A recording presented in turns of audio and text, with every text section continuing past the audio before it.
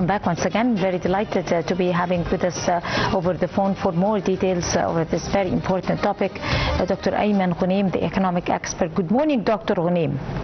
Good morning to you, madam. First of all, let us talk about the importance of the timing of this visit. It has a special importance, but this also reflects our probably observation over how this relationship between the two countries have developed or blossomed or progressed over the past few years to culminate in 2026 towards strategic cooperation, towards renewable energy probably, or maybe some other parts of partnerships. So if you'd like to elaborate first over those important notes. Well, actually, we all know that economics and politics are two pieces of the same coin. And the Egyptian-French relationships only represent such phenomenon. Talking about the Egyptian-French strategic partnership, it has evolved from just a traditional political relationship to a more of a comprehensive economic and financial industrial relationship and even a strategic alliance. And this was achieved during the visit of the French President Emmanuel Macron to Egypt in April 2025, where the two presidents, President Abdel Fattah al-Sisi and President Macron, decided to elevate the bilateral relations between Egypt and France to a strategic partner. Actually, Egypt is important to France, and France views Egypt as a gateway to Africa, the whole Middle East. Also, Egypt geopolitical its leadership in the world. Also, France views Egypt as a energy hub, and especially the concentration of production of renewable energy and clean energy, green hydrogen, especially the Suez Canal economic zone. Also, Egypt offers a big market of around 110 million. At the political level, we all know that North Africa has been always described as a soft value of Europe. And in the Second World War, even the Axis powers, if we go back to history, the Axis powers tried to invade North Africa to cut the trade routes of Allied forces. This shows the strategic importance of the Middle East and North Africa.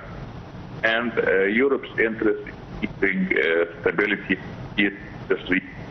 And Egypt is a stabilizing force of this region. Also, France is important to us in Egypt. It's one of the leading European powers and European investors. French investments now in Egypt are around $8 billion. More than 200 companies operating in financial services, transportation, energy, manufacturing industries, technology and services, hotels and hospitality. Now Egypt is trying to modernize its and to localize its industries, especially localizing the inputs of industries to be specific. And yet France is a major partner because it has modern technology that can offer us industrial expertise. There is a lot of cooperation in the fields, as I said, of transportation, energy, health, transition, and especially that we in Egypt remember the participation in transportation, especially the underground metro. All these things make the relationship between Egypt and France a more of a strategic relationship than just a political or economic one. we're talking about not as a visit that is beyond the symbolic diplomacy. It has progressed into a more strategic economic investment level.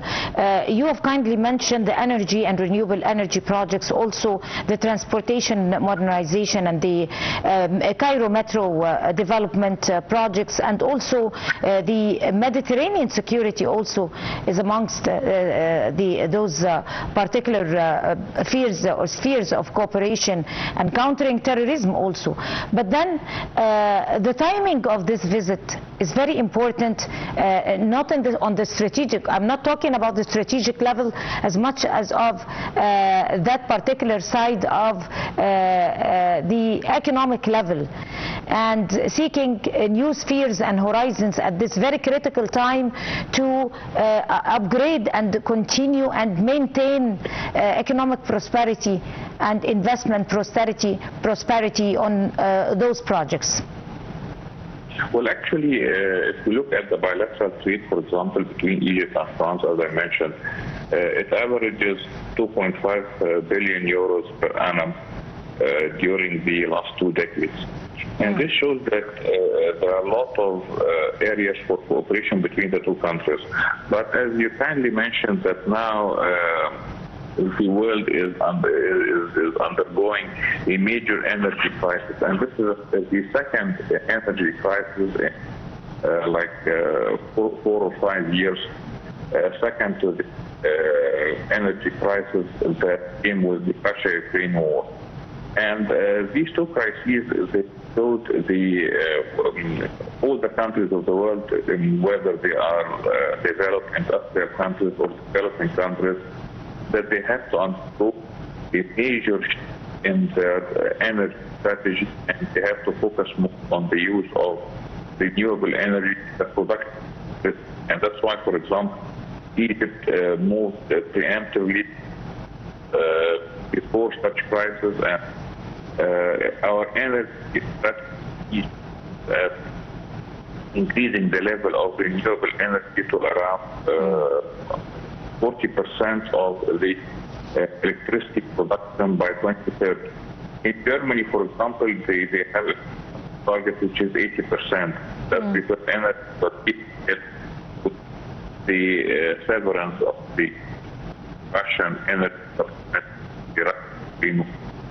So I believe that a major focal point will be cooperation with global projects, and especially that Egypt is trying to position the major energy.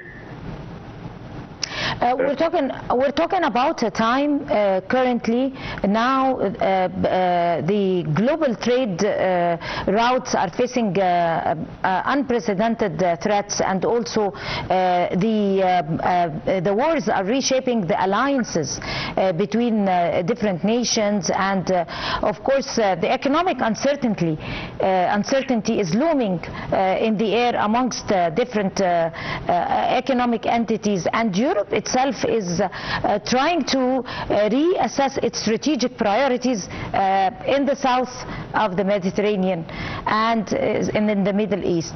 All of those factors have pushed both countries, who already have a history in strategic and political and economic cooperation, to be able to seek new horizons.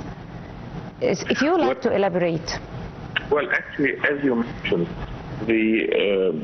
presently we have a major economic international crisis, and this is because of politics. Again, this shows that the politics and economics are two faces of the same coin.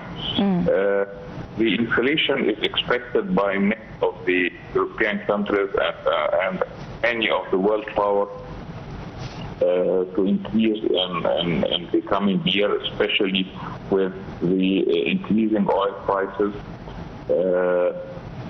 Actually, the inflation level in the EU, for example, in the European Union, is increased from around 2.6% in March 2026 to around 3% in April 2026, and that was a direct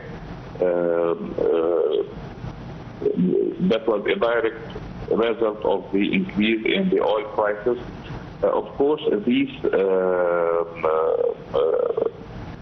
figures, they don't look as much as was expected, but we have to warn here that that's because we have a lot of stocks and inventory that were produced based on the oil prices before the war, and that's why it's expected that if the war would continue, if the tensions and the severance of the supply chains of energy would continue, you will have a much higher inflation by the end of the year. Right.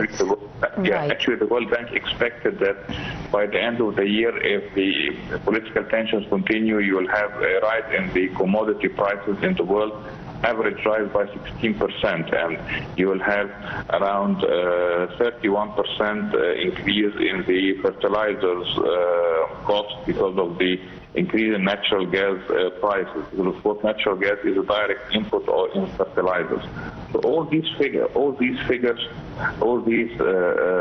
short-term and negative repercussions necessitate that the economic cooperation between different. Right. Yes. On that note, I would like to thank you, Dr. Ayman Ghounam, the economic expert. Thank you so much for talking to us on the Breakfast Show, and you have a good day. We're going to go to a short break, and we'll come back to continue.